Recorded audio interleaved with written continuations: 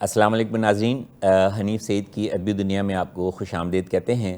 جیسا کہ آپ جانتے ہیں یہ ادبی دنیا ہر اتوار کی صبح کرسٹل ہیئر آئل بنانے والے کے تعاون سے آپ کی خدمت میں پیش کی جاتی ہے۔ کرسٹل ہیئر آئل بنانے والوں کا کہنا ہے آپ سے لمبے آپ کے بال، کرسٹل ہیئر آئل کا کمال۔ ناظرین، ہماری آج کی ادبی دنیا کا موضوع ہے جدید دور میں ادبی رجحان، جدید دور میں ادبی رجحانات، اور اس موضوع پر ہم نے بہت ہی دو معزز ہستیوں کو، ادبی شخصیات کو شرکت کی دعوت دی ہے، وہ ہمارے درمیان موجود ہیں۔ تو اس سے پہلے کہ میں معزز مہمانوں کا تعارف کراؤں، میں آپ کو بتاتا چلوں کہ سال نو کی ابتدا ہے، ایک ہی ہفتہ مکمل ہوا ہے۔ ہمارا ملک جو ہے وہ معاشی اعتبار سے بہت ہی تباہی کے دہانے پر ہے، تو خدا را سب مل کر جو ہے دعا بھی کریں، کوشش بھی کریں، ہمارے تمام سیاستدان، ہمارے ادارے، ہمارے بزنس مین، انڈسٹریلسٹ، تمام اسٹیک ہولڈرز، ادیب، شعراء، استاد مل کر کوشش کریں کہ ملک کو کسی نہ کسی طرح اس معاشی بحران سے باہر نکالیں اور لوگوں کو ایک اچھی زندگی جینے کا موقع فراہم کر سکیں۔ ناظرین، ہمارے آج کے پہلے مہمان ہیں انتہائی قداور ادبی شخصیت جو بیک وقت مدرس، استاد، شاعر، کالم نگار، مزاح نگار اور سوانح نگار اور مدیر بھی ہیں۔ پچھلے 35 سالوں سے شعبہ درس و تدریس سے وابستہ ہیں اور ادب کی خدمات انجام دے رہے ہیں۔ آپ کی کتاب مارکائے بڈ بیر کا ہیرو، بڑا مشکل نام ہے، میں جب تعارف کراؤں گا تو ان سے خود پوچھوں گا۔ مارکائے بڈ بیر کا ہیرو شہرت اور کامیابی کے تمام ریکارڈ توڑ چکی ہے، اور اس کے باعث آپ مختلف ادبی اور سماجی حلقوں اور تنظیموں کی جانب سے بے شمار گولڈ میڈلز، ایوارڈز، شیلڈ، اسناد اور امتیاز حاصل کرنے کا شرف رکھتے ہیں۔ وجہ شہرت تو سنجیدہ شاعری ہے، لیکن موقع محل کے حساب سے مزاحیہ شعر اور نثر بھی کمال کی کہتے ہیں۔ ایک ہی شعر میں فرماتے ہیں، زندگی نے رلایا بہت ہے، زندگی نے رلایا بہت ہے، اس لیے مسخرے بن گئے ہیں۔ ایک ہی شعر میں سنجیدہ اور مزاحیہ مصرے۔ زندگی نے رلایا بہت ہے، اس لیے مسخرے بن گئے ہیں۔ ناظرین، ہمارے درمیان موجود ہیں بہت ہی قابل احترام جناب پروفیسر محمد ظہیر قندیل صاحب۔ سر، آپ کو ادبی دنیا میں خوش آمدید کہتے ہیں۔ بہت نوازش ہے آپ کی، محترم حنیف سعید صاحب جی، ڈاکٹر بھی ہیں ماشاءاللہ، الحمدللہ۔ اور ڈاکٹر کا طب کا اور ادب کا ویسے بھی ایک بڑا پرانا ناطہ بھی ہے، رشتہ بھی ہے، اور جیسے ادب الفاظ کو سنوارتا ہے اور آپ کا تو کام ہی انسانوں کو سنوارتے، کیونکہ بال جو ہے نا وہ بڑی خوبصورتی ہوتی ہے ایک انسان کی، تو خوبصورتی اللہ تعالیٰ کی دی ہوئی ایک بہت بڑی نعمت بالکل ہے، نعمت اور اس ہے، کی اور حفاظت اسے کرنی آپ چاہیے۔ بالکل آپ اس کی حفاظت کر رہے ہیں، اور اب لوگوں کے بال سنوارتے ہیں جن کے کم ہوتے ہیں، اللہ کا شکر ہے ابھی تک ہم تو بچے ہوئے ہیں اس چیز سے، الحمدللہ۔ لیکن اور ماشاءاللہ آپ خود بھی، میرا خیال ہے آپ کو کوئی ضرورت پڑی تھی تو آپ نے کہا اسی شعبے میں جانا چاہیے۔ سر، جو چیزیں پردے میں ہیں اسے پردے میں ہی رہنے دیں، ہم موضوع کی طرف آتے ہیں۔ ناظرین، ہمارے جو آج کے دوسرے مہمان ہیں وہ بھی اپنی ذات میں ایک انجمن ہیں اور کسی تعارف کی محتاج نہیں۔ ایک بہت ہی محترم شخصیت، ایک اشرے سے مختلف آرٹیکلز اور افسانے لکھ رہی ہیں۔ سال بھر پہلے ہی ان کا ایک ناول رگے جاں کے نام سے شائع ہوا، اور جس نے ادبی دنیا کو چونکا کر رکھ دیا۔ اس کے علاوہ بے شمار ادبی خدمات آپ کے کریڈٹ پر ہیں، خصوصاً ادیبوں کے انٹرویوز، چیدہ ادیبوں کے تقریباً 22 ادیبوں کے انٹرویوز کیے، اور ایک کتاب کوچہ دانش کے نام سے جو ہے تو وہ لکھی، جو آپ کو اسکرین پر نظر آ رہی ہوگی، اور جس نے بھی شہرت اور مقبولیت کے ریکارڈ قائم کیے۔ تمام ادبی تقریبات میں سرگرم نظر آتی ہیں۔ ہمارے درمیان موجود ہیں محترمہ گل بانو صاحبہ۔ محترمہ، ہم ادبی دنیا میں آپ کو خوش آمدید کہتے ہیں۔ بہت شکریہ، آپ نے یاد رکھا۔ محترمہ، ہمارا آج کا موضوع ہے جدید دور میں ادبی رجحانات۔ خواتین فرسٹ کے حساب سے، لیڈیز فرسٹ، تو میں آپ سے ہی شروع کروں گا۔ جدید دور میں ادبی رجحانات، تو ہم یہ دیکھتے ہیں کہ جو ادب کی مختلف اصناف ہیں، جس میں غزل ہے، نظم ہے، نثر ہے، آزاد نظم ہے، دوہا ہے، نوحہ ہے، رباعی ہے، افسانہ ہے، ناول نگاری ہے، ڈرامہ نگاری ہے، سفر نامہ ہے، مرثیہ ہے، سوانح نگاری ہے، آپ بیتی ہے، نغمہ ہے، گیت ہے۔ تو آپ کیا سمجھتی ہیں کہ کیا تمام اصناف پر متوازن لکھا جا رہا ہے، یا کچھ اصناف جو ہیں وہ نظر انداز ہو رہی ہیں؟ دیکھیں، جہاں تک رجحانات کی بات ہے تو ہر چیز کا ایک آج کل جو چل رہا ہے کہ نثر پہ بھی کام ہو رہا ہے, گیت بھی لکھے جا رہے ہیں, اس چیز سے تو انکار ہے ہی نہیں کہ کسی چیز کو بھی کبھی روک دیا جائے. ہاں یہ ضرور ہے کہ وقت کے ساتھ ساتھ کچھ چیزیں کم ہو جاتی ہیں, کچھ چیزیں زیادہ ہو جاتی ہیں, ضرورت کے تحت بھی کام ہوتا ہے. اچھا, ڈرامہ نگاری جو ہے وہ کبھی ختم ہو نہیں سکتی. بالکل. اور ڈرامہ نگاری جو آتی ہے وہی کہانیوں سے, کہانیوں پہ وہی افسانوں پہ, افسانے پہ وہی بڑھتے بڑھتے ناول پہ بات آ جاتی ہے. تو جب تک یہ ناول جو ہے وہ ڈرامے کی کوئی بہت مطلب اوپر کی صنف ہے, ڈرامے سے بہت اوپر کی صنف ہے. دیکھیے ڈرامہ وہی کامیاب ہے جس کے اندر ایک ادبی ٹچ ہوگا. جب تک ادبی ٹچ نہیں ہوگا اس کے جملوں میں وہ بات نہیں آئے گی, وہ پاورفل نہیں بنیں گے جب تک کہ اس کے اندر ادب کرداروں کی بھی, ڈرامے میں کرداروں کی بھی بڑی اہمیت ہوتی ہے. مطلب کردار جو ہے وہ تشکیل دیے جاتے ہیں اور پھر تشکیل دی جاتے ہیں, اور ان کی جو ادائیگی ہے اور جی ہاں جو جملے ہیں اگر وہ اس میں ادبی چاشنی نہیں ہوگی تو وہ اتنے مؤثر نہیں ہوں گے. لکھنے والا لکھے گا تو اچھا, لیکن اگر پرفارم کرنے والے نے اس کو اچھی طرح پرفارم نہیں کیا تو اس کا تاثر جو ہے تو وہ کم ہو جائے گا. ہاں, کہانی بہت اہمیت رکھتی ہے. کہانی بہت امپورٹنٹ چیز ہے. جیسے کہ ابھی بہت سے ڈرامے ہم دیکھتے ہیں, سٹ کام دیکھتے ہیں, ان میں کہانی نہیں ہے, ان میں جملے بازی, جگت بازی ہوتی ہے, تو وہ اتنے پرتاثر نہیں بنتے, تاثر نہیں چھوڑتے اپنا. بس بن رہے ہیں, لوگ دیکھ رہے ہیں, تفریح بھول جاتے ہیں. ایک پرانے ڈرامے تھے, آپ ان کو دیکھیں, آج بھی ہم ان کے مکالموں کو یاد رکھتے ہیں اور ان کو دہراتے ہیں. تنویر صاحب, آپ کی وجہ شہرت جو ہے وہ سنجیدہ شاعری, جی, اور ایک کتاب مارکہ بڈ بیر کا ہیرو, بڈ بیر کا ہیرو, بڈ بیر کا ہیرو. تو ایک تو پہلے یہ بتائیے کہ یہ مارکہ بڈ بیر کا ہیرو یہ کیا ہے؟ یہ پہلے اس کو تھوڑا سا واضح کیجیے, اس کے بعد پھر میں دوسرے سوال کی طرف آؤں گا. یہ ایک میرا ایک شاگرد جو ہوتے ہیں وہ بچوں کی طرح ہوتے ہیں, بیٹوں کی طرح. ہم چونکہ یہ درس و تدریس سے 35 سال سے میں وابستہ ہوں, جیسے آپ نے بتایا ہے. جی الحمدللہ.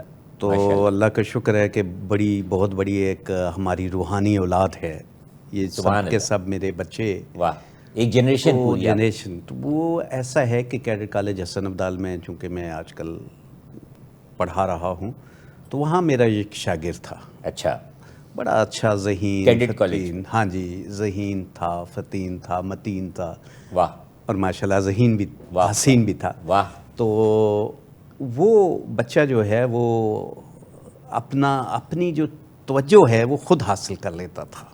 اس میں اللہ نے صلاحیت, بے شمار صلاحیتوں کا حامل کوئی ایک بچہ تھا. وہ شروع میں تو امتحان بھی لیتا تھا اساتذہ کا. میں بھی جب کلاس میں تھا تو اس نے 1-2 بار ایسے اشعار مجھ سے اس نے کہا, تو میں نے کہا تم نے یہ شعر کہاں سے پڑھے, جیسے فارسی کے اشعار یا غالب کے. تو پھر میں نے کہا کہ سر اس کا مطلب بتا دیں. میں نے کہا ابھی فی الحال میں پڑھا رہا ہوں, ٹھیک ہے, پڑھاؤں گا, مطلب یہ تمہیں بتاؤں گا, لیکن آخر میں جب میرے پاس وقت ہوگا. اور وہ میں نے بتایا تو پھر وہ اس کے بعد خیر اس نے تسلیم کر لی. ماشاءاللہ اتنا ذہین آدمی تھا. تو اس کے بعد پھر خیر وہ جب یہاں سے گیا تو پی ایم اے میں چلا گیا, آرمی میں. حالانکہ وہ ڈاکٹر اس کا میڈیکل میں بھی ہو چکا تھا, لیکن اس نے کہا نہیں میں نے آرمی جوائن کرنی ہے. تو وہاں جب وہ گیا تو وہاں ایسا ہوا کہ اس نے سوارڈ آف آنر بھی لیا. سوارڈ آف آنر جو کیڈٹ یہ پی ایم اے کی سب سے بہترین اعزازی شمشیر, وہ مطلب بیسٹ کیڈٹ اس بار کا رہا, 118ویں انٹری کا. اس کے بعد وہ جب مختلف جگہ پہ ہوتا ہوا, وہ ایک دن یہ جو بڈ بیر ہے مقام ہے, پشاور کے قریب ایک جگہ ہے, ایئر فورس کا, پاک فضائیہ کا یہ بیس ہے. تو وہاں وہ دہشت گردوں نے حملہ کر دیا. اس کی وہاں پر وہ ڈیوٹی نہ ہونے کے باوجود, ٹھیک ہے, اس نے وہ ساری ذمہ داری خود لے لی. اس مارکے میں حصہ لیا. ہاں جی, اس میں اپنے وہ, حالانکہ وہ GSO 3 تھا, وہ سٹاف افسر ہوتا ہے, جنرل سٹاف افسر, GSO. تو وہ بریگیڈیئر صاحب کے ساتھ تھا. وہ اس کی یہ کام ہی نہیں تھا, لیکن اس نے کہا یہ موقع مجھے دے, کیونکہ دہشت گرد بڑے ایسے, اس سے پہلے وہ کئی لوگوں کو شہید کر چکے تھے. سلام ہے ایسے جذبے کو, سلام. تو اس نے خود یہ کمانڈ لی. اس کا نام تھا اسفندیار بخاری. اسفند یار بخاری بچے کا نام تھا. تو اس بچے نے پھر جب وہ کمانڈ لی تو وہ لوگ تھے تقریباً 19 کی تعداد میں, 18 سے 19. ہاں جی. تو اس کے بعد اس نے ان میں سے 5 کو اپنے ہاتھوں سے جہنم واصل کیا. سبحان اللہ. تو آخری آدمی مطلب وہ یہ سمجھ چکا تھا کہ یہ سارا آپریشن کلیئر ہو چکا. اوکے. تو یہ اس نے اپنی وہ لائف جیکٹ وغیرہ اتار دی, سب کو میسج کر دیا کہ آپریشن جو ہے وہ ٹھیک ہے, یہ ہو رہا ہے, کامیاب تکمیل کو پا چکا ہے. جی بالکل. تو اچانک اسے لگا کہ اس کمرے میں کوئی ہے. اس نے کہا اس کے اندر کون ہے؟ اس نے کہا کوئی بھی نہیں ہے. ان کا نہیں, یہ مجھے لگ رہا ہے اس کے اندر کچھ ہے, یہ مجھے لگ رہا ہے کہ کوئی چھپا ہوا ہے. تو وہ جب گئے تو اندر سے وہ لاک تھا. اچھا. وہ کمرہ. تو خیر اس نے کہا کہ وہ جو اس کے ساتھ ہے وہ حوالدار, وہ اس کے ساتھ میری بات چیت بھی ہوئی تھی جی جب یہ میں نے کتاب لکھی تھی. تو اس نے کہا کہ مجھے انہوں نے کہا کہ تم نے یہ دروازہ توڑنا ہے اوکے, اور اس کے بعد سائڈ پر ہونا, میں آگے میں جاؤں گا. میں نے کہا کہ نہیں. کہتے نہیں تمہارے بچے ہیں, تم بڑے تم وہ اندر سے حملہ کرے گا تو تم کہیں مارے نہ جاؤ, شہید نہ ہو جاؤ. تو جو ہی انہوں نے کہتا ہے میں نے دروازہ توڑا اپنے ہاتھوں سے, تو انہوں نے مجھے دھکا دے کر سائڈ پر پھینک دیا ایک طرح, اور خود آگے. کیا اور اندر چونکہ اندھیرا تھا, وہی ہوتا ہے کہ باہر سے اس نے اندر سے اس نے بھی فائرنگ کی, ملک سے محبت کا یہ عالم, انہوں نے بھی فائرنگ کی. مارکہ بڈبیڑ کا ہیرو اسفندیار بخاری, جس نے ڈیوٹی پر موجود نہ ہونے کے باوجود جب اسے اطلاع ملی کہ دہشت گردوں نے جو ہے تو وہ حملہ کر دیا ہے, اور وہ خود آگے بڑھ کر اس مارکے میں جو تو وہ شریک ہوا اور 5 دہشت گردوں کو جہنم واصل کیا, اور پھر خود جو ہے تو وہ مقابلہ کرتے کرتے جام شہادت نوش کیا. ہمارے درمیان ایک اسفندیار بخاری نہیں ہے, اس طرح ہزاروں سینکڑوں اسفندیار بخاری ہیں جو وطن عزیز کی حفاظت کے لیے اپنی جانوں کے نذرانے پیش کر چکے ہیں. اور اس موقع سے فائدہ اٹھاتے ہوئے ہم ان تمام شہیدوں کو جنہوں نے ہمارے وطن کی سلامتی اور حفاظت کے لیے اپنی جانوں کے نذرانے پیش کیے, سلام پیش کرتے ہیں, اور اس امید کے ساتھ کہ ایسے ہی سینکڑوں ہزاروں بلکہ ان گنت اسفندیار بخاری جو ہیں تو وہ ہمارے درمیان موجود ہیں. ہر پاکستانی جو ہے وہ اسفندیار بخاری ہے. جب بھی وطن عزیز کو ہماری جان کی ضرورت پڑے گی, ہم اپنی جان کی نذرانے پیش کرنے کے لیے حاضر خدمت ہوں گے, سب سے آگے ہوں گے انشاءاللہ تعالی, اور وطن کی عزت اور آبرو پر آنچ نہیں آنے دیں گے انشاءاللہ تعالی. محترمہ, آپ نے لکھا ناول, جی, تو ناول ہی کیوں لکھا, کوئی خاص وجہ؟ ناول ہی کیوں لکھا, میں نے جو شروعات کی تھی وہ تو شذرات آرٹیکل وغیرہ لکھنے سے کی تھی. تو جب آپ کے پاس کوئی کہانیاں جمع ہوتی ہیں تو آپ سوچتے ہیں کہ اس کو احاطۂ تحریر میں لایا جائے. تو میرے پاس ایک بڑی کہانی تھی, یہ ایک سچی کہانی پر مبنی ہے. جیسے لوگ سرگزشت لکھتے ہیں, آپ ظاہر مجھ پر تو نہیں بھی تھی, لیکن کسی کی کہانی ہے جس سے میں متاثر ہوئی, تو میں نے سوچا کیوں نہ اس کو دنیا کے سامنے لایا جائے. تو ایسی اس میں کیا خاص بات تھی کہ جو اس نے بالکل ایک دم چونکا کے رکھ دیا ادبی دنیا کو, اور مطلب متوجہ کر لیا آپ کی طرف؟ اصل میں یہ میری پہلی کتاب ہے. تو پہلے جو لوگ شروعات کرتے ہیں افسانوں سے, کہانیوں سے, تو ایک دم ڈائریکٹ ناول پہ نہیں آتے. ناول تو ایک مطلب بہت بڑی چیز ہے. جی ہاں, اچھا میں نے اس کو خود سے ناول کہا بھی نہیں تھا. اچھا. میں تو بس لکھ رہی تھی اپنے دھن میں, فیس بک پہ میں شیئر کرتی رہتی تھی. میں نے 8-10 اقساط وہاں لکھی, تو لوگوں نے کہا کہ آپ اس کو یہاں نہ لکھیں, آپ تو بڑا اچھا ایک انداز ہے, اس کو آپ اور ایک کتابی صورت میں لائیں, یہ تو ناول بن سکتا ہے. تو میں نے سوچا اچھا ایسا بھی ہو سکتا ہے, تو پھر ٹھیک ہے. ہمارا تو یہ کام تھا کہ ہم نے لکھ دیا, ناقدین نے اس کو ناول کہا, کہانی کہا, سرگزشت کہا, تو وہ ان کے اوپر چھوڑ دیا. آپ کیا سمجھیے کہ ناول نگاری جو ہے وہ ادب کی جو مختلف اصناف ہیں, ناول نگاری جو ہے تو وہ اس پہ کام ہو رہا ہے؟ کام ہو رہا ہے, بالکل ہو رہا ہے. جی, میں نے ابھی جو انٹرویوز وغیرہ لیے اس میں خاص جو گفتگو ہے وہ افتخار عارف صاحب سے کی, تو انہوں نے ناول نگاری پہ بڑا ہی مطلب کیا کہیں تفصیلی جو بات چیت کی اس پہ. انہوں نے اس کی تاریخ پر بات کی, اور پچھلے 18-20 سالوں میں ناول نگاری ہمارے یہاں بہت اچھی کی گئی. بہت شکریہ. حنیف سعید کی ادبی دنیا میں موضوع ہے جدید دور میں ادبی رجحان, اور اس موضوع پر شریک گفتگو ہیں محترم جناب پروفیسر محمد ظہیر قندیل صاحب اور محترمہ گل بانو صاحبہ. وقت ہوا ہے ایک چھوٹے سے وقفے کے بعد دوبارہ ملتے ہیں, اس امید کے ساتھ کہ آپ جڑے رہیں گے حنیف سعید کی ادبی دنیا سے. حنیف سعید کی ادبی دنیا میں ایک مرتبہ آپ کو پھر خوش آمدید کہتے ہیں. یہ ادبی دنیا ہر اتوار کی صبح کرسٹل ہیئر آئل بنانے والے کے تعاون سے آپ کی خدمت میں سجائی جاتی ہے. کرسٹل ہیئر آئل بنانے والوں کا کہنا ہے آپ سے لمبے آپ کے بال, کرسٹل ہیئر آئل کا کمال. ناظرین, ہماری آج کی ادبی دنیا کا موضوع ہے جدید دور میں ادبی رجحانات, اور اس موضوع پر شریک گفتگو ہیں پروفیسر محمد ظہیر قندیل صاحب اور محترمہ گل بانو صاحبہ, اور بہت اچھی گفتگو جاری ہے. میں پروفیسر صاحب آپ کی طرف آؤں گا. یہ جو مختلف اصناف جس کا میں نے ذکر کیا, دوہا, مرثیہ, رباعی, غزل, نظم, آزاد نظم, کیا رجحانات ہیں؟ کس پہ زیادہ کہا جا رہا ہے, یا کوئی صنف جو ہے وہ نظر انداز ہو رہی ہے, یا جس پہ کچھ کم کہا جا رہا ہے؟ جی آج کل بہت سی ہیں, شاعری میں بھی ہیں اور نثر میں بھی ہیں. جی, لیکن اصل میں بات یہ ہوتی ہے کہ ہر دور کے تقاضے ہوتے ہیں. اوکے. اب کئی چیزیں اب اردو میں ادب میں شامل ہو چکی ہیں, جیسے تروینی ہو گئی, یا سلاسی ہو گئی, یا ہائیکو ہے جیسے, جی, یا سانیٹ ہے. اس طرح مختلف چیزیں ہیں جو کہ ہماری نظم میں شامل بھی ہوئی ہیں. لیکن ادھر ہی اگر آپ دیکھیں کہ مثنوی بہت جو پہلے کسی زمانے میں ایک بہت بڑی مشہور و مقبول صنف تھی, تو وہ ختم ہو چکی ہے تقریباً. اب میں نہیں دیکھ رہا کہ کوئی تو آپ کیا سمجھتے ہیں اس کی کیا وجہ ہے, کیوں نہیں مثنوی لکھی جا رہی؟ اصل میں سب سے زیادہ مقبول جو ہے وہ غزل ہے آج کل. ٹھیک ہے, یا غزل تو پھر سر میں سمجھتا ہوں کہ شروع سے ہی جو ہے تو وہ مقبول رہی ہے.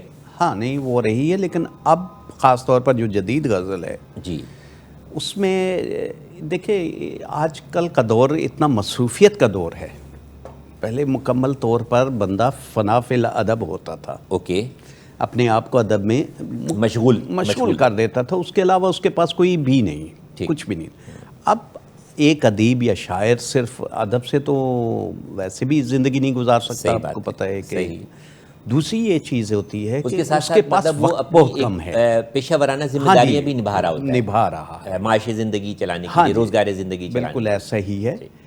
اس وقت کے اختصار کی وجہ سے, کمی کی وجہ سے وہ پھر مختصر چیز لکھتا ہے, جو کہ دیکھیں دو مصروں میں غزل کا ایک شعر ہے, جی, اس کے 2 مصروں میں اس نے اپنی بات کہہ دی, مکمل کر دی. مثنوی کے لیے بڑا مکمل طور پر اسے اس میں محو ہونا پڑتا ہے, اپنے آپ کو غرق کرنا پڑتا ہے. اس کے لیے باقاعدہ ایک کہانی, ایک کوئی جیسا ناول میں ایک لکھا جاتا ہے نا, وہ اس زمانے میں جتنی بھی کہانیاں تھیں وہ مثنوی میں لکھی جاتی تھی. تو آپ نے کچھ طبع آزمائی کی مثنوی کے حوالے سے؟ نہیں, مثنوی میں نے بھی نہیں کی. اتفاق کچھ ایسا ہے کہ مثنوی میں نہیں لکھ سکا, اور کچھ ہلکا پلکا لکھا ہے, لیکن وہ بھی اب میرے پاس اس وقت تو نہیں, کیونکہ اتفاق تھا کہ اچانک اگر مجھے پہلے سے پتہ ہوتا تو میں ضرور وہ لے کر آتا. تو وہ بھی اس وقت تو نہیں ہے میرے پاس, تھوڑا بہت لکھا ہے میں نے. محترمہ غزل کے حوالے سے کچھ بتائیے. جیسے ابھی پروفیسر صاحب نے کہا کہ جدید غزل لکھی جا رہی ہے, تو یہ قدیم غزل اور جدید غزل, اس میں کیا آپ سمجھتی ہیں, کچھ تضاد ہے یا؟ تضاد کا تو مجھے نہیں معلوم, لیکن میں کہتی ہوں بدلتے ذہنوں کے ساتھ چیزیں بدلتی جاتی ہیں, تو تبدیلی تو وقت کا لازمی جز ہے نا, تو تبدیل تو یہ جو ہمارا ادیب ہوتا ہے, شاعر ہوتا ہے, افسانہ نگار ہوتا ہے, یہ معاشرے سے ریفلیکشن لیتا ہے یا معاشرے کو ریفلیکشن دیتا ہے؟ دونوں باتیں ہیں نا, ریفلیکشن لیتا ہے تو پھر اسی کا رد عمل کے طور پہ وہ دیتا بھی ہے. اچھا, ادب جو ہے وہ کتنا کارآمد ہوتا ہے معاشرے کی اصلاح میں؟ معاشرے کی اصلاح میں ادب کا بڑا کام تھا. یہ کہہ رہا ہوں کہ سر ایسی مایوسانہ گفتگو جو ہے تو وہ نہ کرے نا. نہیں, میں مایوس نہیں ہوتا, میں کبھی, اللہ کا شکر ہے.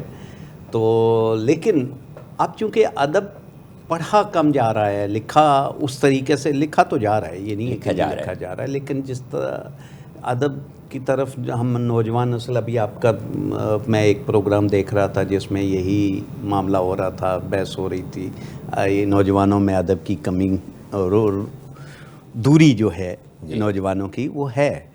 لیکن ادب کا اپنا ایک کردار ضرور ہے معاشرے کی بہتری معاشرے کی بہتری میں. بالکل. وہ تو آپ ڈرامہ دیکھ لیں, ڈرامہ بھی ادب کی ایک صنف ہے. فنون یہ جتنے بھی یہ فنون ہیں جی, ہمارے, کہانی ہے, کہانی ہے, نغمہ ہے, کچھ بھی ہے, گیت ہے. ہاں, کسی زمانے میں یہ دیکھیں نا, یہ جتنی بھی رمزیہ شاعری تھی ہماری جنگوں کے متعلق, یا وہ جو جنگی ترانے ہوتے تھے, جی, یہ ایک جذبے ابھارتے تھے. اچھا, ایک صنف ہے قصیدہ, تو آپ کیا سمجھتے ہیں کہ قصیدہ کتنا لکھا جا رہا ہے؟ قصیدہ گوئی اس طریقے سے تو نہیں ہو رہی جس طرح پہلے کسی زمانے میں ہوتی تھی. اس کی مختلف قصیدے کے ایک اور اسی شکل کی ہجو بھی ہے. ہجو, اچھا, ہجو جو ہوتی ہے وہ اس میں مطلب قصیدے میں تو تعریف بیان کی جاتی ہے, اس میں برائیاں بیان کی جاتی ہیں. اچھا, ہے وہی, لیکن وہ زیادہ تر مزاحیہ ہوتی ہے. جیسے سودا نے لکھا تھا, مرزا سودا کی بہت ہجویات ہیں. اور اس کے علاوہ مطلب لیکن اگر آج کل آپ لکھیں تو لوگ بہت اس کو آج کل ناراض بھی ہو جاتے ہیں. کچھ لوگ لکھتے ہیں, ہاں, پھر بھی لکھتے ہیں, پھر بھی لکھتے ہیں ماشاءاللہ, اور مزاح میں یہ چل جاتی ہے. چل جاتا ہے. تو آپ یہ قصیدے ہی کی شکل کو آپ یہ سمجھیں کہ ہجویات میں ابھی میں کیسر ودی صاحب کی ایک بڑی اچھی نظم تھی, وہ میں سبحان اللہ, مجھے یاد ہے. سبحان اللہ, سنائیے. نہیں یاد نہیں ہے, مطلب یہ کہ مجھے انہوں نے کہی ہے. اور اس طریقے سے اور بہت نوجوان جتنے بھی آج کے دور کے لوگ ہیں وہ کہہ رہے ہیں. لیکن جو اس طریقے سے قصیدہ اس لیے ہوتا تھا کہ درباروں یا نوابوں کے, بادشاہوں کی شان میں, ہاں شان میں یہ کہا جائے, اور ان سے انعامات وغیرہ وصول کیے. غالب نے بہت قصیدے لکھے. غالب نے بھی لکھے, اور غالب نے تو بلکہ وہ ایک فوت ہو گئے تھے تو انہوں نے نام تبدیل کر کے ان کے بیٹے کے لیے یہ بھی کیے. تو یہ بھی قصیدہ گوئی جو ہے تو ادب کی ایک مقبول صنف رہی ہے, لیکن آج کل جو ہے تو اس کا رجحان جو ہے وہ کم ہے. ایک صنف ایک آپ نے متعارف کرائی, ادیبوں کے انٹرویوز جو ہے آپ نے کیے 22 ادیبوں کے, اور کوچہ دانش ایک کتاب لکھ ڈالی. تو کیا اس کے پیچھے کیا لاجک تھی, کیوں ضرورت پیش آئی کہ انٹرویو کیے جائیں, اور کیا آپ اس سے حاصل کرنا چاہتی تھیں؟ اس کی شروعات کچھ اس طرح ہوئی تھی کہ ہمارا ایک گروپ تھا فیس بک پر, ایک کیا بلکہ 2-3 گروپس ہیں, تو ہم شخصیات کو جاننے کے لیے, اپنے گروپ میں متعارف کروانے کے لیے ان کے بارے میں کچھ چھوٹا سا ایک مختصر سا انٹرویو جائزہ پیش کرتے تھے. تو اس سے بڑھتے اچھا, مجھے اس سے پہلے بھی ایک یہ شوق رہا ہے ہمیشہ سے کہ شخصیتوں کو جانا جائے, آپ شخصیات کو اجاگر کیا جائے. پہلے تو مجھے خود جاننے کا شوق ہوتا تھا, اوکے, پھر میں اس کو باقاعدہ لکھنے لگ گئی. اب جب میں لوگوں کی زندگی کے متعلق پڑھتی ہوں, ان سے انسپائریشن ملتی ہے ہمیں, تو میں چاہتی ہوں کہ دوسرے لوگ بھی اس کو پڑھیں اور جانیں. جی, اس طرح سے یہ پھر کافی سارے انٹرویوز ہو گئے. اچھا, یہ جو 22 یا 24 جو بھی ہمارے معزز ادیب ہیں جن کا آپ نے انٹرویو کیا, تو کوئی ایک قدر مشترک جو آپ نے اگر سب میں پائی ہو, یا زیادہ تر لوگوں میں؟ قدر مشترک تو وہی ہے کہ ادبی ہیں سارے لوگ, ادبی مشاہیر ہیں اور ادبی حوالے سے جانے جاتے ہیں. ان کے بارے میں جاننا, طرز زندگی کس طرح کا رکھتے ہیں, ہاں, ان کے بارے میں جاننا یوں بھی ضروری ہے کہ ہم بھی اب ادب میں شامل ہو گئے ہیں, ادب کی کشتی میں سوار ہو گئے ہیں, تو ہم ان کے بارے میں پڑھنا جاننا چاہتے ہیں اور دوسروں کو بھی بتانا چاہتے ہیں. تو اس کو یوں کہہ لیں کہ ادب لوگوں کو ادب سے اور ادیبوں سے یا ادبی لوگوں سے جوڑنے کے لیے ایک کتاب ہمارے درمیان موجود ہے جو کوچہ دانش کے نام سے شائع ہو چکی ہے. مجھے یقین نہیں آتا تھا کہ یہ اس قدر پذیرائی اس کو ملے گی, اور جو بھی پڑھتا تھا کہتا ہے بھائی آپ نے ایک یونیک جو ہے طریقہ نکالا ہے کہ بھائی آپ نے اس کو کتابی صورت میں شائع کیا. میں نے کہا وہ ویسے تو کہیں بھی شائع ہوتے ہیں اخبارات رسائل میں, تو وہ جگہ جگہ بکھرے ہوئے ہوتے ہیں, تو اس کو ایک جگہ کمپائل کر کے کیوں نہ سب کی خدمت میں پیش کیا جائے. بہت بڑی خدمت ہے آپ کی ادب کے لیے بھی اور ان ادیبوں کے لیے بھی جن کو آپ نے, جن کی اعتراف خدمات کا, جن کا متعارف آپ نے جو ہے تو اس کتاب میں کرایا ہے, ان کے لیے بھی جو ہے تو وہ فخر کا مقام ہے. جی بالکل, یہ بھی فخر کا مقام ہے کہ انہوں نے مجھے اتنی عزت دی. جیسے عابد علی بیگ صاحب کا انٹرویو ہے, انہوں نے کبھی کسی کو انٹرویو نہیں دیا, پہلی بار. عابد علی بیگ, اچھا, لندن میں ہوتے ہیں, براڈ کاسٹر ہیں, انہوں نے کبھی کسی کو انٹرویو نہیں دیا. اچھا, فرسٹ ٹائم انہوں نے مجھے انٹرویو دیا. آپ گئی وہاں؟ نہیں میں گئی تو نہیں تھی, میں نے تو یہ کچھ آن لائن لیے, کچھ ملاقات کے تھرو کچھ میں نے. آپ نے جدید ٹیکنالوجی سے بھی فائدہ حاصل کیا. بالکل بالکل ایسا ہی ہے. انور شاہ صاحب کے گھر میں گئی, انہوں نے بڑا شفقت فرمائی, انہوں نے کہا وہ انٹرویو تو انہوں نے بہت ایک عرصہ ہو گیا ان کو. تو میری گزارش ہے کہ کوچہ دانش کا دوسرا ایڈیشن بھی جو ہے تو وہ لائیے, کیونکہ صرف 22 ہی ادیب نہیں ہیں, ہمارے درمیان سینکڑوں ایسے ادیب ہیں جن کو سامنے لانے کی ضرورت ہے, اور ان کی زندگی کے مختلف گوشوں کو جو ہے تو وہ اجاگر کرنے کی ضرورت ہے. جی ہاں, میرا یہ بالکل پروگرام ہے. اس اپنی جو پریکٹس ہے اس کو جو ہے تو وہ جاری رکھیں, اور ہم امید کرتے ہیں کہ سال 9 جو اب شروع ہوا ہے, جب یہ ختم ہوگا دسمبر سے پہلے, تو ایک اور کتاب کوچہ دانش نمبر 2 جو ہے تو وہ ہمارے ہاتھوں میں ہوگی, تاکہ ہمارے ادیبوں کی جو ہے تو وہ اس میں سرپرستی بھی ہو اور سراہی بھی ہو, اور ان کو جانا اور پہچانا جائے. سر آپ کی طرف آؤں گا. قنیل صاحب, یہ جو 2 اصناف ہیں, پابند نظم اور آزاد نظم, ہم یہ دیکھ رہے ہیں, مطلب میں یہ محسوس کرتا ہوں کہ جو پابند نظم ہے اس کا رجحان کم ہوتا چلا جا رہا ہے, شاید کچھ مشکل ہے وہ شاید, اور اس کی نسبت جو آزاد نظم ہے اس کا رجحان بہت بڑھتا جا رہا ہے. تو آپ ذرا اس پہ کچھ یہ آپ نے بالکل درست روشنی کی. اصل میں نوجوانوں کی خاص طور پر تساہل پسندی کہہ لیں یا تساہل پسندی, ہاں جی, یہ کہ سہولت پسند کرتے ہیں, جہاں جس طرف یہ ان کو آسانی ہوتی ہے اس طرف جاتے ہیں. تو اس وجہ سے آزاد, لیکن آزاد نظم جو لکھی جا رہی ہے وہ بھی بڑی کمال کی نظم ہے, اس میں یہ کوئی بات نہیں ہے. اصل میں بات ہوتی ہے دل کا, جذبات کا, احساسات کا, خیالات کا اظہار, وہ کسی انداز میں بھی کیا جائے, ٹھیک ہے, کوئی مسئلہ نہیں ہے, سننے والے کے دل میں اتر جائے, بات یہی ہے. تو پابند نظم میں بہت سی پابندیاں ہیں. آپ یہ دیکھیں کہ جیسے مسدس, مخمس ہے, یا مثلث ہے, یا مربع, یہ مختلف اصناف ہیں.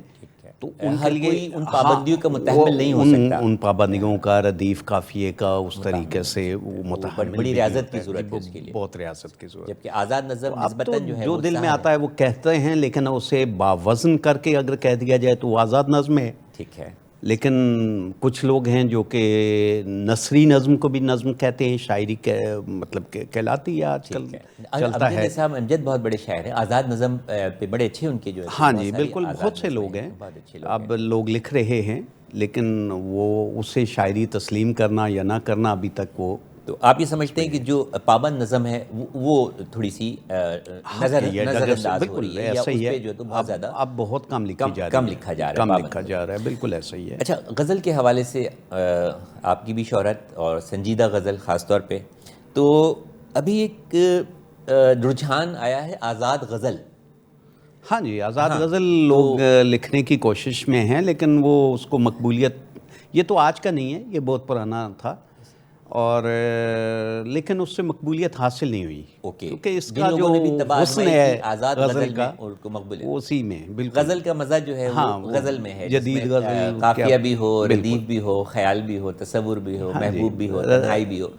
یہ غزل جو ہے وہ پابندی اچھی ہے, تنہائی بھی ہو, وصل بھی ہو, ہجر بھی ہو, وصال بھی ہو. تو اصل میں لفظ ہے نظم. نظم جو ہوتا ہے وہ تنظیم کے تحت ہوتا ہے, ایک باقاعدہ اس کا ڈسپلن ہوتا ہے, اس کے اندر رہ کر کرنا چاہیے. غزل کو بھی اور نظم کو بھی. ہاں جی, وہ شاعری میں ہے, ادب کے تقاضے ہیں, مطلب ادب کے مختلف اصناف پر جو ہے وہ گفتگو جاری ہے, کہ کچھ اصناف ہماری ایسی ہیں جو آج کل نہیں کہی جا رہی, ان پر طبع آزمائی نہیں ہو رہی. اس کی مختلف وجوہات ہیں جو ہمارے معزز مہمانوں نے جو ہیں وہ ڈسکس کی ہیں, اور بہت ہی مدلل گفتگو جاری ہے. موضوع ہے ہمارا جدید دور میں ادبی رجحانات, اور وقت ہوا ہے ایک چھوٹے سے وقفے کا. وقفے کے بعد دوبارہ آپ کی خدمت حاضر ہوتے ہیں. ہمیں امید ہے آپ ہمارے ساتھ جڑے رہیں گے حنیف سعید کی ادبی دنیا میں. حنیف سعید کی ادبی دنیا میں ایک مرتبہ آپ کو پھر خوش آمدید کہتے ہیں, اور جیسا کہ آپ جانتے ہیں یہ ادبی دنیا ہر اتوار کی صبح کرسٹل ہیئر آئل بنانے والوں کے تعاون سے آپ کی خدمت میں سجائی جاتی ہے. کرسٹل ہیئر آئل بنانے والوں کا کہنا ہے آپ سے لمبے آپ کے بال, کرسٹل ہیئر آئل کا کمال. ہماری آج کی ادبی دنیا کا موضوع ہے جدید دور میں ادبی رجحانات, اور اس موضوع پر شریک گفتگو ہیں ہمارے ساتھ محترم پروفیسر محمد ظہیر قندیل صاحب اور محترمہ گل بانو صاحبہ. پروفیسر صاحب, میں آپ کی طرف آؤں گا اور پوچھنا چاہوں گا کہ آپ کی وجہ شہرت جو ہے وہ غزل ہے, اور کافی آپ نے اس میں طبع آزمائی کی، اور بہت ساری غزلیں آپ کی مختلف اخبارات، رسائل اور مشاعروں میں جو ہیں تو وہ پڑھی ہیں اور شائع کی. تو ابھی تک کوئی کتاب منظر عام پر کیوں نہیں آ سکی؟ یہ سوال ایسا ہے کیونکہ آج کل کتابیں، میں نے جو کتاب ایک لکھی ہے وہ تو خیر ایسی ہے کہ جو بالکل میرے مطلب ذہنی رجحان سے اس طریقے سے نہیں کہ وہ سنجیدہ کتاب ہے. جی جی، اس پر تو ہم نے کافی بحث کی. ہاں جی، بحث کر چکے ہیں، گفتگو کی، بحث نہیں گفتگو کی. یہاں پر یہ ہے کہ کتاب اب پڑھی نہیں جاتی، بہت کم پڑھی جاتی ہے، اور خاص کر کے شاعری میں مجھ سے اچھے شعراء یہاں موجود ہیں دنیا میں، یہ پاکستان میں. اس وجہ سے ابھی تک تو میں، ویسے تو میری تیار ہیں، اگر میں ایک کتاب لاؤں تو میرا خیال ہے 3-4 کتابیں تو آسانی سے بن جائیں گی. اتنی غزلیں آپ کے پاس موجود ہیں کہ اگر آپ لیکن میں کوئی اچھا انتخاب لانا چاہتا ہوں، اچھا انتخاب ان کو دیں تو 3-4 کتابیں جو ہیں تو وہ تیار ہو جائیں ماشاءاللہ. ایک سوال بڑا اسی سے جڑا ہوا، آپ نے کہا کہ کتابیں پڑھی نہیں جاتی، تو کیونکہ سوشل میڈیا کا دور ہے، ہر نوجوان ہر عمر کا انسان، بچہ ہو، بوڑھا ہو، جوان ہو، وہ سوشل میڈیا کو اسکرول کر کے اس کے اوپر چیزیں پڑھ رہا ہوتا ہے. تو کیا ہم کتاب کو ڈیجیٹل شکل میں لا سکتے ہیں، اور اس شکل میں لا کے ہمارے آج کی جو جنریشن ہے اس کو ادب کی طرف متوجہ کر سکتے ہیں؟ بالکل کی جا سکتی ہے، لیکن ایک بات یاد رکھیں کہ کتاب کا جو اپنا لمس ہوتا ہے نا، جب اس کو چھوتے ہیں، واہ کیا بات، وہ جو کیا بات، وہ ڈیجیٹل میں نہیں آ سکتا، چاہے کوئی کتنی بھی کوشش کرے. میرے پاس مطلب PDF کی شکل میں ہزاروں کتابیں اب بھی پڑھی ہیں میری لائبریری. جب تک اس کا لمس نہ ہو، وہ ہاتھ میں نہ ہو، ہاتھ میں نہ ہو، سینے سے لگی ہوئی سینے سے لگی نہ ہو، رات کو سوتے ہوئے اگر آپ اسے نہیں پڑھتے، سراہنے رکھ کے، تو اس کا ایک، بلکہ وہ ایک پورا جو ایک ماحول بنتا ہے، واہ واہ واہ، وہ نہیں آ سکتی ڈیجیٹل انداز میں، چاہے آپ جتنی بھی کوشش. کتنی خوبصورت بات کہی ہے کہ کتاب کا اپنا ایک لمس ہے. سوشل میڈیا کی اہمیت سے بالکل بھی انکار نہیں ہے، اور بہت کچھ ان جیسے بڑے لوگ، ادیب، شعراء سوشل میڈیا کے ذریعے اپنی بات آپ تک پہنچا سکتے ہیں، پہنچا رہے ہیں. لیکن اگر آپ اسی چیز کو کتاب میں پڑھیں گے تو یقین مانیں وہ آپ کو بہت زیادہ لطف دے گی، زیادہ سمجھ میں آئے گا، آپ اس سے زیادہ اخذ کر سکیں گے، اور زیادہ دیر تک وہ آپ کے ذہن پہ نقش رہے گی بنسبت اس کے کہ آپ اس کو ڈیجیٹل فورم پر جو ہیں وہ پڑھیں. تو کتاب سے رشتہ مضبوط کیجئے، کتاب کو جوڑیے، کتاب کو ہاتھ میں لیجئے، کتاب کو سوتے وقت پڑھیے، کتاب کو سراہنے رکھیے، شیلف میں نہ سجائیے، تھوڑی سی پڑھیں لیکن ضرور پڑھیں. اور خصوصاً وہ کتاب جو ہمارے اوپر اتاری گئی، ہمارا قرآن مجید، جو اللہ تعالیٰ نے جو تو کتاب ہدایت کا سرچشمہ جو ہے وہ اتارا گیا، اس کو ضرور پڑھیں اور ترجمے کے ساتھ پڑھیں، اور اس کو سمجھنے کی کوشش کریں. اور جو بات سمجھ میں نہ آئے تو ان لوگوں سے سمجھیں جو اس کو سمجھتے ہیں. تو کتاب اللہ تعالیٰ کی طرف سے بھیجی ہوئی ایک بہت بڑی نعمت ہے، وہ قرآن پاک کی شکل میں ہو، شاعری کی شکل میں ہو، افسانے کی شکل میں ہو، ناول کی شکل میں ہو، نثر کی شکل میں ہو. اس کی اہمیت سے انکار جو ہے وہ ممکن نہیں ہے. محترمہ نثر، جی اب ہماری جو ذمہ داری ہے، اب ہم جب لکھنے والے ہیں، رائٹرز ہیں، کیونکہ اب ہم یہ تو کہہ رہے ہیں کہ نئی نسل کتاب کا جو ذائقہ، جو چسکا ہمیں ہے کتاب کو ہاتھ میں اٹھا کے پڑھنے کا، وہ آج کی نسل افورڈ بھی نہیں کر سکتی، کیونکہ وہ ٹائم ان کے پاس نہیں ہے. ان کو ہم نے یہ لگا دیا ہے کہ آپ نے انجینئر بننا ہے، آپ نے ڈاکٹر بننا ہے، آپ نے یہ کرنا ہے، آپ نے وہ کرنا ہے. تو رجحانات بھی تھوڑے سے بدل گئے ہیں اور ٹائم بھی نہیں ہے. اب ہمارے پاس بھی نہیں ہے ٹائم، تو ہم سوچتے ہیں ہم نئی نسل سے یہ توقعات کیوں کریں. تو ہم کیوں نہ وہ درمیانی راستہ لائیں جو کتاب، اور اب جو ڈیجیٹل دور آ گیا ہے، ادب جو ہے اس میں کامن رہے. تو جو اس میں آ رہی ہیں اپنا کتابیں پڑھ کے سنائی جا رہی ہیں، وہ بھی میں کہتی ہوں کہ وہ نہ ہونے سے وہ بہتر ہے کہ وہ کام کیا جائے جو بچوں تک ادب ہم کیسے پہنچائیں.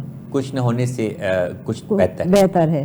تو ڈیجیٹلائز، جی ہاں بالکل. کوششیں جو ہیں تو وہ میرا خود ابھی ارادہ یہی ہے. آپ نے تو کافی نثر میں کافی کچھ کہا، آرٹیکلز بھی لکھے، افسانے بھی لکھے، اور پھر ناول بھی، اور پھر کچھ دانش کے نام سے جو ہے تو وہ ایک کتاب بھی، کچھ نعت بھی آپ نے کہی ہیں. جی تو اگر شان اقدس میں کچھ اشعار ہو جائیں تو کیا بات ہے. جی ویسے میں شاعرہ نہیں ہوں، لیکن وہ جو اتفاقیہ کچھ کہہ دیا ہے تو میں آپ کو پیش کر دیتی ہوں. ایک نعت کچھ عرصے پہلے میں نے لکھی تھی. جی جی. زندگی اپنی کسی طور بناتی جاؤں، زندگی اپنی کسی طور بناتی جاؤں، اپنے جذبات کو اشکوں میں بہاتی جاؤں۔ سبحان اللہ، دل کھنچا جاتا ہے اب سوئے مدینہ میرا، سبحان اللہ، سبحان اللہ، ان کے انوار سے مانگ اپنی سجاتی جاؤں۔ واہ واہ واہ، کیا کہنے، کیا میرے اللہ میری تقدیر میں کچھ ایسا لکھ دے، میرے اللہ میری تقدیر میں کچھ ایسا لکھ دے، سبحان اللہ، اپنی قسمت کو وہاں جا کے بناتی جاؤں۔ سبحان اللہ، سبحان اللہ، ہو میرے ہاتھ میں بس عشق نبی کا جھنڈا، واہ واہ واہ، ہو میرے ہاتھ میں عشق بس نبی کا عشق جھنڈا، نبی کا کیا جھنڈا، کہنے، کیا کہنے، اپنے ہی ناز سر حشر اٹھاتی جاؤں۔ کیا کہنے، کیا کہنے، بہت اعلیٰ۔ اب ہے گلبانو فقط ایک تمنا میری، فقط ایک تمنا میری، کیا کہنے، ان کے اسوا پہ چلوں اور خود کو بناتی جاؤں۔ ان کے اسوا پہ چلوں اور خود کو بناتی جاؤں۔ سبحان اللہ، بہت خوبصورت ہے سر۔ آپ نے بھی کچھ نعتیں جو ہیں تو کئی ہیں اور وہ باقاعدہ پڑھی بھی گئی ہیں، تو غزل سے اور پھر یہ نعت، اصل میں نعت میرے ذہن میں کچھ میری یادداشت ایسی کمزور ہو جاتی ہے کہ اکثر کہہ کر یادداشت کمزور نہیں ہو جاتی، یادوں میں اتنی ساری چیزیں ہیں، یادداشت میں اتنی ساری چیزیں ہیں کہ وہ نہیں نکل پاتی، الجھ جاتی ہیں کہ کون سی چیز باہر ہے۔ تو کوئی غزل، ہاں غزل میں سنا دیتا ہوں۔ غزل آپ کا بڑا خوبصورت شعر، زندگی نے رلایا بہت ہے اس لیے مسخرے بن گئے ہیں، تو کوئی غزل ارشاد فرمائیے۔ غزل ہے کہ عشق میں جیت کو امکان میں رکھ کر دیکھا، عشق میں جیت کو امکان میں رکھ کر دیکھا، عشق میں جیت کو امکان میں رکھ کر دیکھا، یوں قدم ایک نئے میدان میں رکھ کر دیکھا۔ واہ واہ واہ، یوں قدم ایک نئے میدان میں رکھ کر دیکھا، کیا کہنے، کیا کہنے، تتلیاں بھی نہیں آتی ہیں اسیروں کی طرف، واہ، اسیروں کی طرف، تتلیاں بھی نہیں آتی ہیں اسیروں کی طرف، کیا کہنے، ہم نے گلدان کو دالان میں رکھ کر دیکھا، کیا کہنے، کیا کہنے، دالان ہم نے ختم ہو گئے، گلدان کو دالان میں رکھ کر دیکھا، زبردست، زبردست، بیچتا ہوں تو خریدار نہیں ملتا کوئی، بیچتا ہوں تو خریدار نہیں ملتا کوئی، بیچتا ہوں تو خریدار نہیں ملتا کوئی، بارہا خود کو بھی سامان میں رکھ کر دیکھا، او ہو، کیا کہنے، پھر سے کہیے، پھر سے کہیے، بیچتا ہوں تو خریدار نہیں ملتا کوئی، بارہا خود کو بھی سامان، بارہا خود کو بھی سامان میں رکھ کر دیکھا، کیا کہنے، کیا کہنے، جب بھی پایا ہے اسے بھاری ہی پایا ہے صدا، جب بھی پایا ہے اسے بھاری ہی پایا ہے صدا، صدا، ہم نے اس وقت کو میزان میں رکھ کر دیکھا، کیا کہنے، ہم نے اس وقت کو میزان میں رکھ کر دیکھا، پاس رہ کر نظر آتا ہی نہیں تھا لیکن، پاس رہ کر نظر آتا ہی نہیں تھا لیکن، کیا کہنے، پھر کئی روز اسے دھیان میں رکھ کر واہ واہ واہ، پھر سے کہیے مقرر، پاس رہ کر نظر آتا ہی نہیں تھا لیکن، پھر کئی روز اسے دھیان میں رکھ کر دیکھا، کیا کہنے، اور سیکھنا گر نہ ہو فطرت میں تو حاصل نہیں کچھ، سیکھنا گر نہ ہو فطرت میں تو حاصل نہیں کچھ، کوئلہ ہیرے کی سوکان میں رکھ کر دیکھا، کیا کہنے، کوئلہ ہیرے کی سوکان میں رکھ کر دیکھا، یہ گرانی میں فقط آپ ہی اپنی ہے مثال، ہم نے اس دکھ کو جو طوفان میں رکھ کر دیکھا، کیا کہنے، ہم نے اس دکھ کو جو طوفان میں رکھ کر دیکھا، بہت خوبصورت، بہت اعلیٰ۔ اور میری اپنی تو نہیں ہے، ایک انتخاب ہے جو ہر پروگرام میں تھوڑا سا سنا دیتا ہوں، اور کیونکہ آج مختلف اصناف پر جو ہے تو گفتگو ہو رہی ہے، تو میرا خیال ہے کہ یہ ایک آزاد نظم ہے جو میں نے انتخاب کی ہے، آپ کی نظر، آپ کی اجازت سے پیش کرنا چاہوں گا۔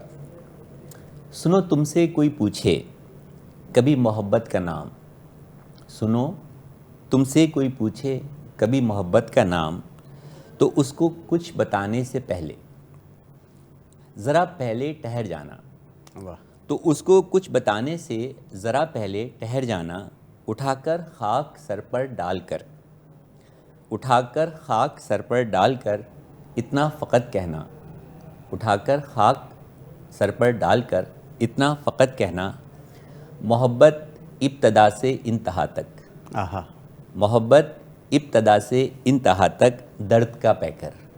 واہ واہ واہ. محبت ابتدا سے انتہا تک درد کا پیکر، محبت ہے پنہا تکلیف کا اجڑا ہوا منظر. محبت ہے پنہا تکلیف کا اجڑا ہوا منظر. گلوں کو بھی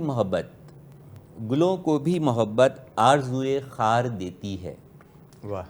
گلوں کو بھی محبت آرزوئے خار دیتی ہے، محبت خاموشی سے دھیرے دھیرے مار دیتی ہے. کیا بات. کیا بات ہے. محبت خاموشی سے دھیرے دھیرے مار دیتی ہے، محبت مار دیتی ہے. واہ واہ. سر لیکن محبت تو جینے کی علامت ہے. محبت ہی تو مار دیتی ہے، آپ نے ابھی تو کہا تھا. تو اصل میں اچھا یہ محبوب، نہیں ہم اس کو دوسرے لفظوں میں کہہ لیتے ہیں، محبوب اتنا جو ہے بے وفا کیوں ہوتا ہے، یا اکثر بے وفا کیوں ہوتا ہے؟ وہ اس میں ہم توقعات زیادہ لگاتے ہیں، محبوب سے توقعات زیادہ وابستہ کر لیتے ہیں. لیکن بات یہ ہوتی ہے کہ ہم تو توقعات، لیکن یہ دیکھنا ہے کہ کیا ہم دوسرے کی توقعات پر بھی پورے اترے ہیں کہ نہیں. ٹھیک ہے، یہ بھی دیکھنا ہوگا. تو اچھا دونوں محبت، طرف سے یہ برابر. آپ بتائیے کہ محبت جو ہے وہ یک طرفہ ہے یا دو طرفہ ہے؟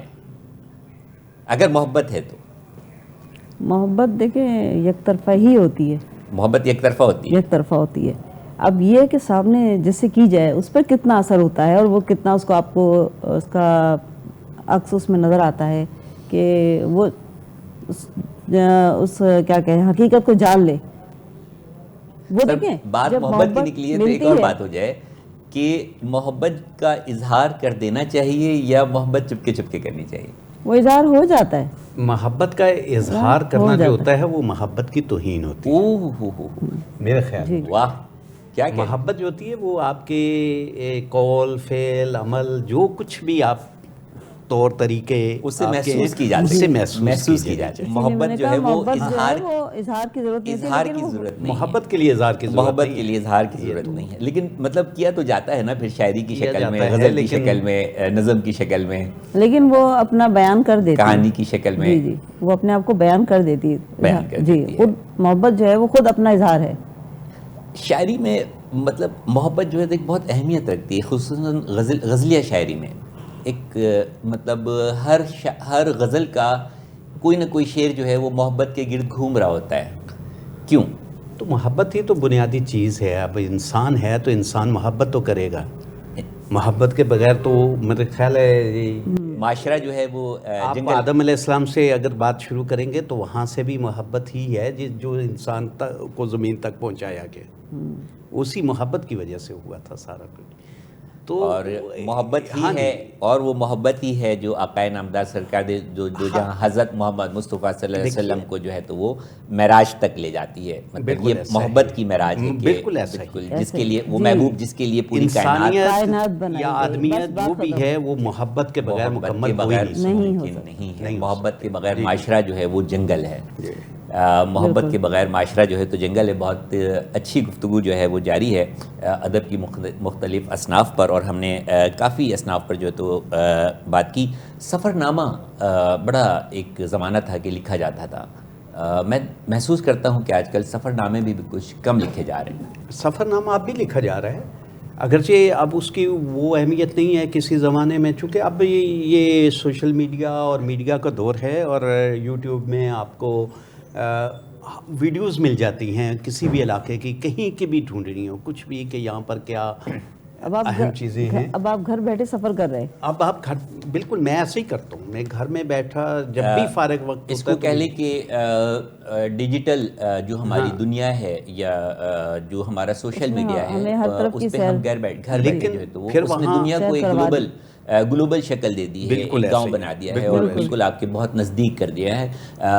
لیکن ایک نقصان بھی یہ ہے کہ اس سوشل میڈیا کے ذریعے ہم نے قریب والوں کو جو ہے تو دور، اور دور والوں کو قریب کر لیا ہے. یہ سب سے بڑی جو ہے تو وہ خرابی ہے، کمی ہے جو محسوس کی جا رہی ہے. آج بھی ٹی وی لاؤنج میں ہر پروگرام میں ذکر کرتا ہوں، یا کسی بھی محفل میں 4 لوگ 5 لوگ بیٹھے ہوتے ہیں تو بجائے اس کے کہ وہ ایک دوسرے سے گفتگو کریں، اپنے دل کی بات کہیں، نکالیں اور دوسرے کے دل کی بات سنیں یا سمجھیں، اور کوئی اچھی باتیں کہیں اور اچھی باتیں سنیں اور سمجھیں.